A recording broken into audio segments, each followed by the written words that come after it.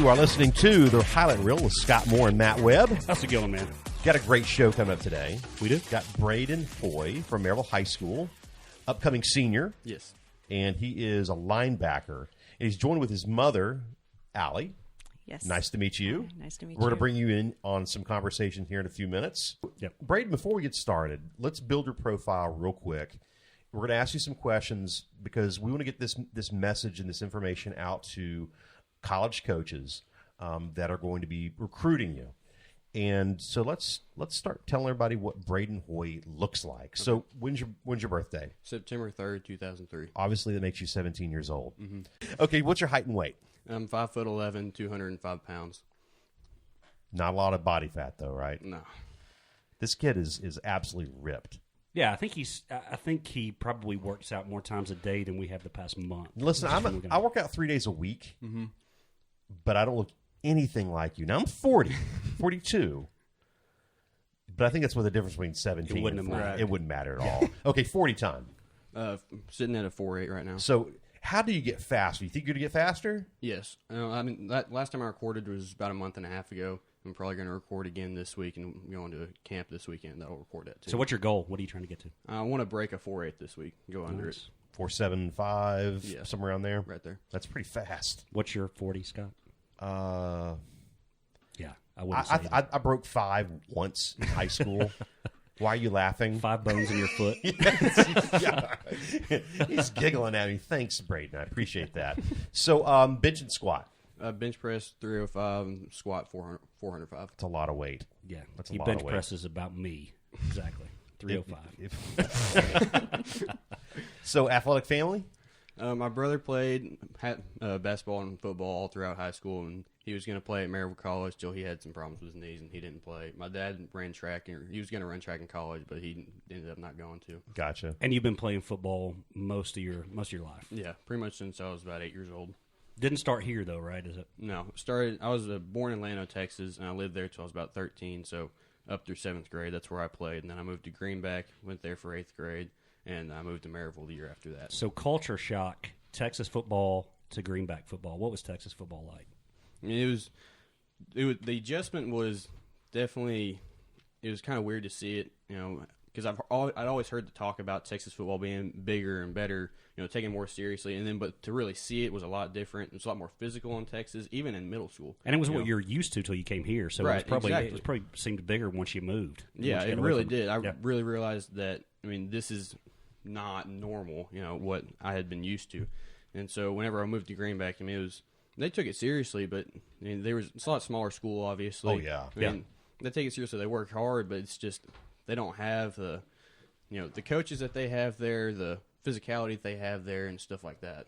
Yeah, it's just a totally different culture. But still a state champion there. Well, that's a really good point. Yeah. I mean, but Maryville High School has a machine. Right. I mean, it's just like Alcoa and Maryville have this machine that churns out talent from the time they're children.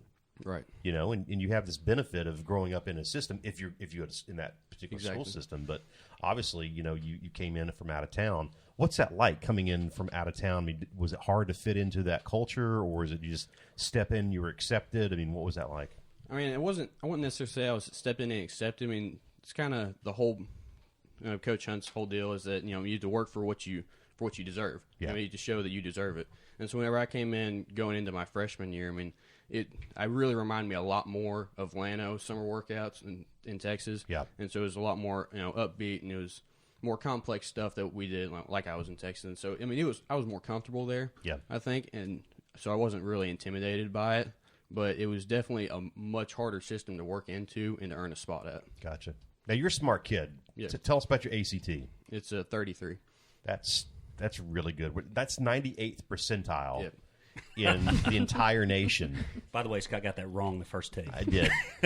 But seriously, I mean, coaches, if you're out there and you're saying we have such a high standard of academics in our school, but we need good athletes.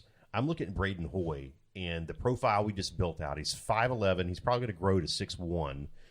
He's probably going to be 215 by the time he fills out and figures out what a sandwich looks like. That's a joke because Mom told me what their grocery bill was. Yeah. I'm going to bring you in, Mom. How much if you don't mind, how much are you spending per week with this kid? Per week, I couldn't tell you. I know monthly, which is what I base it on. It's about $2,000. Jeez. I mean, it's $2,000. Got to keep that protein up. I yeah, guess. it's about 6 gallons of milk a week. All right, so According to stepdad, that's what they drink. whole milk? 2%. Oh, no. I'm a whole milk guy. You don't do chocolate milk? You do some chocolate milk yeah. after workouts? I like whole milk, man. Yeah. I love it. Whole milk? Whole milk. I can tell.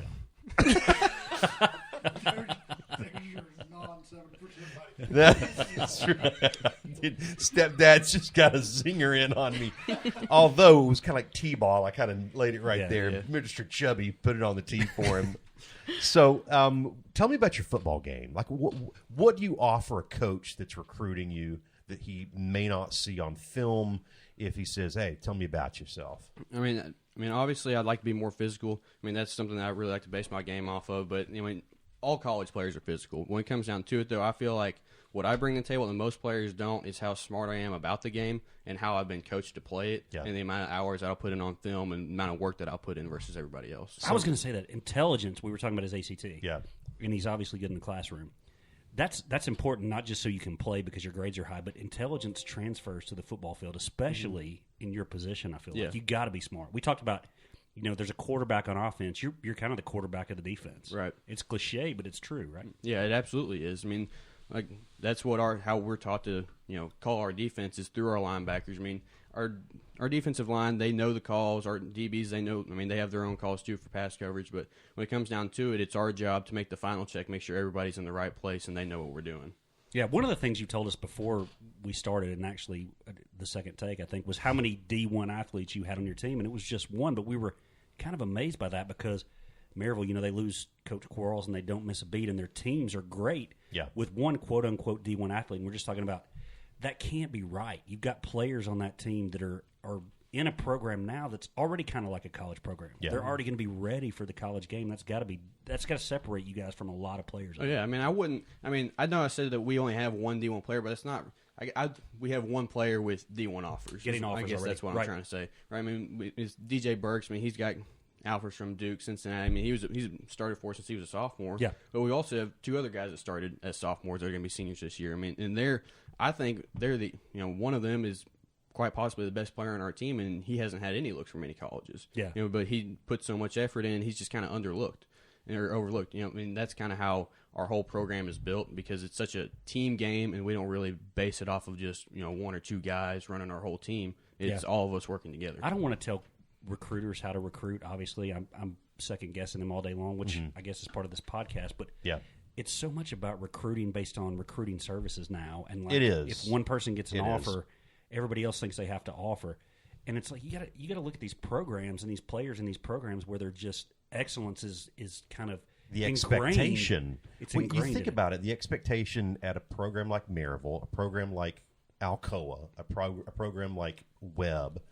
These are the programs that they take such pride in being a part of it that they know how to win. Yeah, they're ingrained. They know how to win, and that gets lost a lot of times. You go into colleges and it's not the expectation. Yeah, how much pressure / responsibility is there playing for a Maryville versus just another school? Well, I mean, every year that we go in, even this year when we lost, I mean, over 90% probably of our starters to graduation, we come out the first weekend. I mean, everyone's doubting us. They don't think we're going to win more than 7 games, but our expectation was a state championship, and we ultimately fell short of that. But we got farther than anybody in this state could have ever thought that we would have this year. Yeah, that's a really good point. So, when you look at the type of school that you want to attend, I mean, listen, you're a good-looking kid. You got excellent grades. You could go just about anywhere you wanted to go without playing football. But you want to play ball. Yeah. Tell me about your dream school. I mean, my dream school would definitely – I've always been a Texas Longhorn fan since I was born. That's where I'm from. Yep. I mean, on more realistic scale, having not been recruited at all, I looked a lot at like school like Carson Newman with the great coaching staff that I've heard of they had there. Yeah. We have guys from kind of around here playing. Looked at like MTSU – kind of, a D1 school, it's kind of on a smaller scale, not, big time, but something I feel like I could definitely achieve. Yeah. Those are two of the main schools I've really looked at. I think that there is a lot of people out there that they don't mature fully as a player or as as an athlete until they get into college. Absolutely. Yeah. You know, do you think that could possibly be you? I mean, absolutely, especially because I've only started 5 games in my career, and it was besides I did not start the semifinal game. We had a personnel change playing Oakland, based on the offense they run. I started the last 5 games beside that semifinal game this year. Yeah. Those were my first 5 starts, and I really only feel like I've just started to really reach what I can do. So what's your goals for this upcoming season? I definitely want to be an all-state player, all-region defensive player of the year, and I want to have 100 tackles with probably 20 tackles for loss. You know what I like about that? Specific goals. Yeah. I mean, to me, that's a huge thing. And I know, you're a professional as well that hires people for a living. But people that come in and have specific goals, if you don't have specific goals, you never reach your goals. Exactly. You never reach your goals. You said 100 tackles, and how many for a loss? 20. 20. Those are big stats. Yeah, absolutely. Those are like reach goals. Brayden, could you do that this year? Absolutely. I think I could. I mean, I got probably, 40 through those 5 starts. I mean, that's... Whoa. Time out. You only started 5 times and got 40 tackles. Yep. Okay. That's impressive. Well, you're a ball hawk then. Yeah. I mean, you're around the ball, right? Right, exactly. I play middle. I played outside linebacker first 2 years of high school, but now I've transferred more to the middle, and I think I'm definitely 100 times better at it, and it's a lot more. It's easier for me to play. Okay. That's a wild stat right there. And actually, now that you put it in perspective, it's not out of the question that you could reach that. Yeah, absolutely. I mean, I feel like probably averaging that's about 8 tackles a game. Yeah. I mean, if you're not looking to improve, then there's no reason to set a goal that's not improving from what you did the year before. So how does a player of your tenure and your size, what do you do during the off season to make sure that you're successful? Well, right now we start back working out with Coach Waters, who's our lifting coach in our offensive line, because we start back with him as soon as CWSAA allows us to, which I believe is the first week of January. And so we've already been started, and we lift 4 days a week, and we do speed training 4 days a week. And so I mean we work hard and we get after it, and there's a big difference between our lifts during the season, which is just like to maintain what we gained in the off season. And our off-season list, I can tell you right now, the numbers I gave you at the beginning of this, they're probably old already. I mean, after just working out for a month, I can tell you right now, my squat's at least up 10 pounds already. There's no way he's just 205, by the way. There's no way. It's on the heavy side. I mean, you are chiseled. There's no way it's just 205. I mean, I'm not calling you a liar. Just don't hurt me. When you start to approach your senior year, there's a lot of things that go on in a mom's mind, but also in a player's mind. This is the last go around in my high school days. What type of team goals are you putting together? Well, I mean, my team goal was ever since. I had one this year that was I wanted a 3-peat. Obviously we can't do that now, but I can go another state championship, and that's the highest goal I want to be. I want to be undefeated, state championship. Obviously beat Alcoa and 1,000% beat Oakland. And those are the dudes that, ultimately they have guys in that whole Memphis area, and like this past offseason, they just kind of come together. It's not really what we do. We stick with our guys. We work hard together, and that really it really does. It kind of messes with me. It makes me a little upset that they have guys that just kind of move schools, transfer to play together. Yeah. Not to dish on any of those guys, but like Jordan James and Isaiah Horton, they're 2 4-stars, and neither of them played at Oakland until this year. Yeah. And they come out, and it really makes me a little upset to think about, especially when you look at guys that work their tails off year-round, and then you get bigger crews just kind of moving into schools together and stuff like that. And so those are some dudes that I definitely – the last thing I want to do is lose to them on my home field on my last game. Yeah, no, I understand that bit, but totally. Sounds like you and your team have a chip on your shoulder this year. That's going to be healthy, I feel like. Oh, absolutely. There was – one this year for sure too. Like I said, every week we had dudes coming in saying that we weren't going to be able to beat Alcoa, weren't going to be able to beat McMinn County. Stuff like that. We weren't going to make it to semifinals, which we've done for the past 20 years. Yeah. That's what really kind of set us off, was saying that we're going to be the team that's going to break a 20-year tradition in Maryville. That's insulting. That's not something that you want to say to a bunch of guys that actually know how to play football and work their tails off. Yeah. again, that culture keeps popping up. Yeah. You don't lose before the championship game. Mm-hmm. And at Maryville High School. I think you can't emphasize enough how much it translates. I mean, it's not something you have to learn once you get into college. The culture is there. It's ingrained in how you're going to work when you get into college. And I was going to ask Mom, it sounds like he's self-motivated. There's not a lot you have to do to push him to reach his goals or make him set goals. Absolutely. Their dad, I'll always give props to him from the time they were little. He ingrained a work ethic in them, and it holds true through all three of the kids. Brayden is definitely a go-getter, and he doesn't stop. His motivation, especially this last year, has, I would say, doubled. After his shoulder surgery last year, he came out of that and he put on the weight, he blew up, and his focus was clear. You said something we were texting back and forth trying to get him on the show, that he has a job. Yes. This is not just a kid that plays ball and sits on the couch and works out. He has a job. Yes. And Wait, like a real job? Like a real job. He also works. Yeah, so also Okay. works, yes. That's unheard of. I've offered to pay him to stay home so he wouldn't go to work, but no, he denied that. Jeez, what do you do? Work at subs and such. Okay, time out. I'm wanting subs and such right now. I think I I'm need a going to discount. that place. Yeah. This Stepdad, episode listen. brought to you by subs and such. No kidding. You want to know why I'm a roly-poly son of a gun? Your company. But that's okay. How do you work at subs and such and have that little body? I have no idea. You hate food, but it doesn't make sense. My mind is blown. Anyway, so you have a son that is incredibly level-headed. You just heard everything that your mom said about you. How does that make you feel as someone that's obviously, growing into a man? You obviously have a high standard for yourself, but it's got to feel pretty damn good to have your mom say stuff like that, right? Well, I mean, yeah, it does. But I mean, at the end of the day, really in my mind, that's a minimum requirement, is to be a hard worker and have somebody talk about me like that. I mean, that's like what I want to be. But when you look at it, I want everybody to think of me like that. I mean, my mom, she obviously sees everything that I do behind the scenes. Yeah. But, I mean, and no one else does. So it does make me feel good to hear that. But at the end of the day, that's, like I said, the minimum expectation for me is to be defined as a hard worker and someone who goes and gets what he wants. So, Mom, describe the typical day for Brayden Hoy during a football season. Most of them are a blur, honestly. I just try to keep up with him. He gets up on his own every day, showers, gonna laugh, protein shake, food, out the door, school, football practice, and homework, more food, shoving it in here and there, and work. Well, and during work. that's he's not allowed to work during the football season. Yeah, for obvious reasons. Yes, even though he likes to eat, it's. I'm blown away the fact that you seem very, very driven, even given the fact you're tremendously busy. Mm-hmm.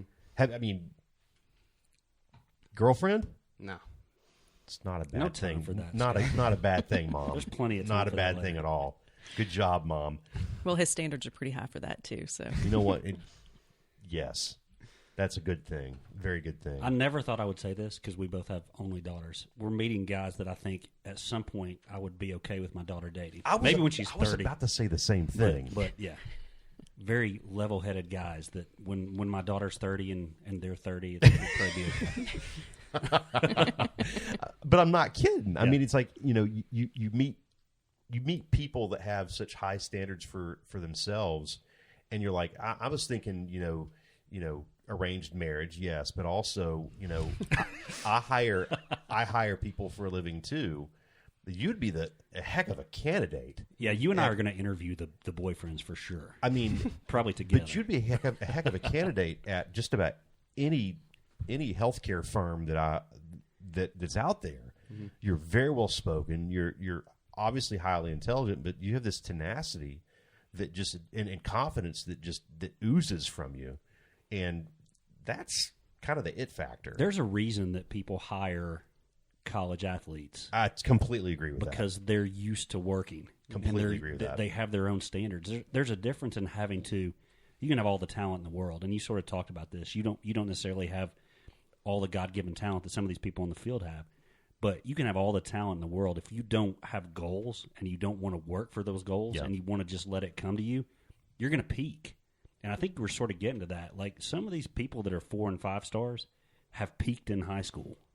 They're not going to really improve in college because they don't have the work ethic. They don't have the necessarily the intelligence to grasp the college game. Yeah. And they kind of peak. We've even seen it at the schools we follow. Oh, yes. Some of these 4 and 5 stars just do not pan out because we talked about linebacker is a heart and head position. It's not necessarily, of course, you got to be physical, but you also got to have the passion for it. A switch has to flip when you go on the field, and you have to think when you're on the field too. So, Mom, when you've witnessed every moment of this child's life, at what point did you say, man, Brayden may be a really good football player? It was definitely not early on. Let's hear about that. Okay. Okay, I'm interested. I mean, he the heart has always been there, though. Okay. He was always the cheerleader on the team. Any kid that had a touchdown, he was right there telling them good job, patting them on the back. Always lifted his teammates up. So that was obvious early on. He didn't have that inner aggression that I see now. Yeah. When he gets out on the field. I think he was a little timid. He always had the size.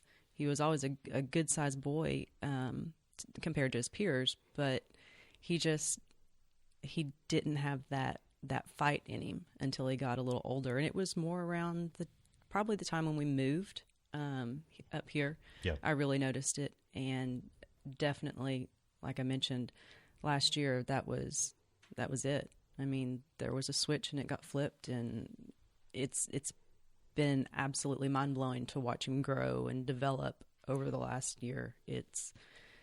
The kid has a work ethic. Yeah. And like you said, what I think is bare minimum, because he knows my expectations, and all of my kids do.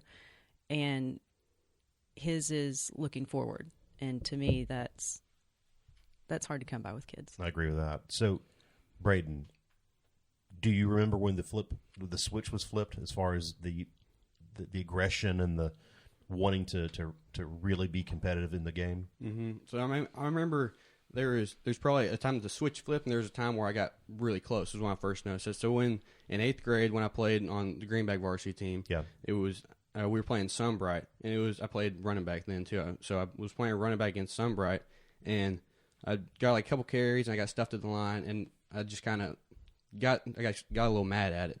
So then I took off. I just played the fourth quarter. I probably got like 40 yards rushing. And I was like kind of right there. I felt something different in that game.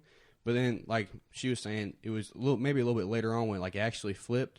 Well, it was definitely this year in our region championship game. It was the second game I had started. The first one I had started was senior night. I mean, we were playing Ottawa, and I was out by halftime. We had starters gone. Yeah. And then we were playing the region championship game, and it was a game where those dudes have been saying on social media, saying on interviews they were going to go out and not just going to beat us, but they were going to dominate us. Yeah. I mean, so that's kind of definitely when that switch flipped.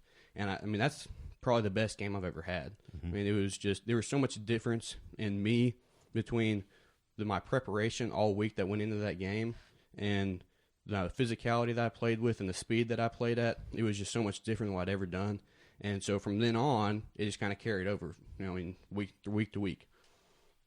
I'll have to say, watching him and his teammates on that McMinn County game, that was an eye-opener. Mm-hmm. Clay and I, just in the stands as a parent, watching your kid advance as an athlete and watching the emotion that went into it. I was recording some of it on my phone, and I ended up with some pictures of Brayden and just the dancing coming off the field, the screaming on the sidelines, and you could hear him over all the fans, over all the athletes that, doing the Superman with his stepdad, or maybe that was Keyshawn, I don't know.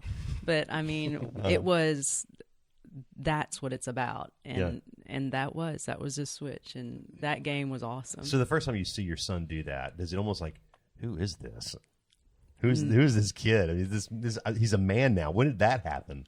It was something that you see it coming. You know it's going to happen. Yeah. And it's almost like a just deserved moment. and he deserved it.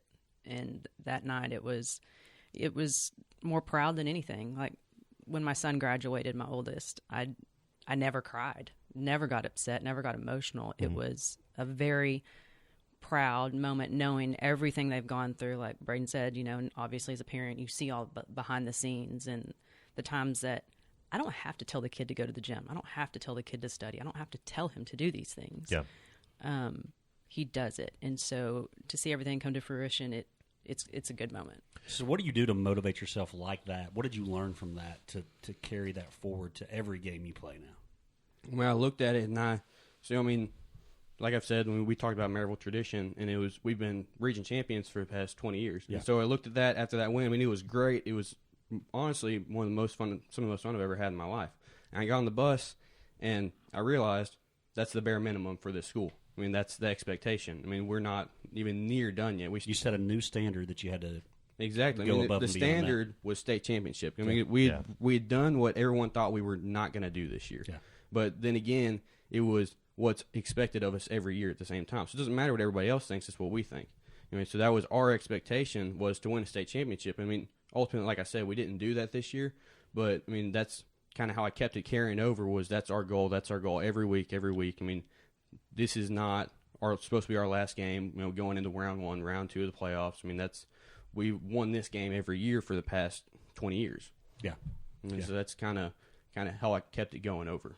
So before we end, Mom, here's your chance. I want you to whisper into the ear of these football coaches that are out there. They're going to end up recruiting your son. How do they convince Brayden Hoy to come to their school? What do they need to do? If there's one thing that all 3 of my children can do, it's see through people that are not honest and genuine and good people. And that's something that in order to have him be a part of any program, he's going to want to see a program that has men that aren't just coaching, that they're not just there to win games. At Maryville, he's got a great group of coaches around him for the last 3-4 years, and they're figures to him. Brayden can go to him for advice. Mm-hmm. They are great Christians. They are just good people. And it's not just about a football program. Academics is huge for him, and his faith is huge. And that program has to embody all of it, and it has to be able to support the players. And if you're just out there wanting to recruit kids, you're not going to get him. He's looking for a goal-specific standard, and you've got to be able to embody that, the genuine, feelings that coaches, in my opinion, should have for their players. Yeah. To me, it's really that simple. But when it comes to sports and athletics, it's lacking in a lot of programs. Well, I agree with that 100%. How can they find you? If they want to learn more about you or let's talk about social media. Where are you at on social media? I've got Twitter, Instagram, Snapchat, whatever you want. You got Huddle too, and whatever they throw those out. What are your handles? My Twitter's Brayden Hoy. My Huddle, I think, is the same thing as Brayden Hoy. My Instagram's Brayden.Hoy. It's all easy fun. Coaches can contact you that way if they want to look up. What are they going to get at a linebacker position if they get you? What are you going to bring? They're going to get someone who studies film all week, prepares for the game mentally harder than anybody else they could ever find. I'll guarantee you that. Even though I don't have the special talent that everyone is just born with, but I have a work ethic and I'm smart on the field and I know how to make checks. All right, Matt, do you think he's maybe just slow playing his ability a little bit? Probably. I would think probably. But why not? If you look at it, he's going next week. He's going to be participating in the top 100 camp. Yep. To really further establish yourself as one of the premier linebackers in our state for the class. They don't let me or you in on that. This is something you've got an extraordinary amount of level of talent to do. Yeah, they wouldn't even let us watch it. I'm really looking forward to watching you progress in this next year. And I'm not going to jinx it, but people that come on any of our podcasts really blow up after us. I love it. I don't know what it is. I seriously love it, watching it happen, because it's almost like you just need something to get you over that little bump over the crest, and it just goes crazy. And I could really see that happen for a guy like you, just a really level-headed person that has his stuff together, but is also really talented and smart. Absolutely. Look him up, coaches. Absolutely. Don't pass this guy up. Brayden, thank you so much for joining us. Thank you for having we me. really appreciate the conversation. Mother Allie, Yes. really nice to meet you as well. You too. Thank Proud mother. Proud Absolutely. Mother Allie. So we're going to talk again. All right. Look us up, by the way, on social media. We're on Twitter. We're at Highlight865. And on Facebook and Instagram, we're at The Highlight Reel 865. So check out our social media as well. We'll post this interview and interviews to come.